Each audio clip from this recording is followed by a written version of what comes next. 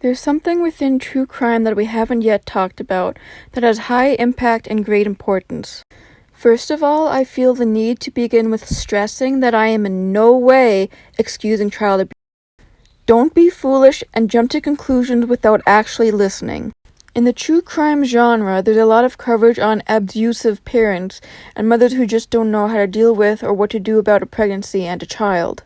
Especially someone young and functionally alone, not knowing what to do isn't shocking, especially when you consider America's real issue with having decent sex education, which would include everyone carrying babies differently, i.e. not looking pregnant, which can be determined by factors of anatomy, fitness, and age, and that depending on where you are, you can surrender a child that you can't take care of,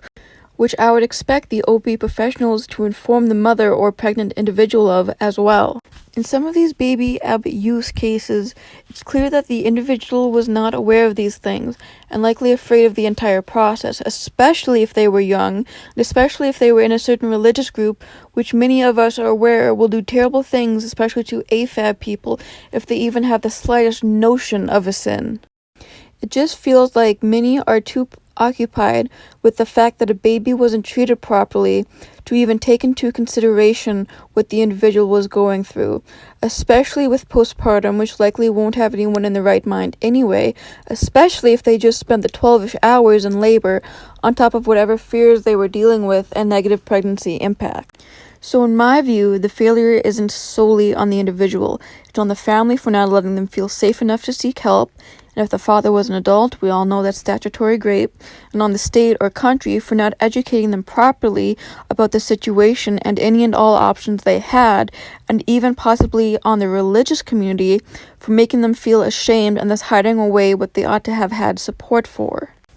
Those babies and children never should have had to go through what they did. They should have been put with someone who could and was genuinely willing to care for them, and who wouldn't harm them as they grew.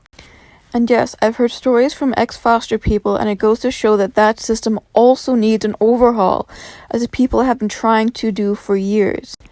No, it's not some perfect plan, but the fair and due consideration for the unique circumstances of these individual cases does not seem to be taken, which is why I'm trying to highlight it.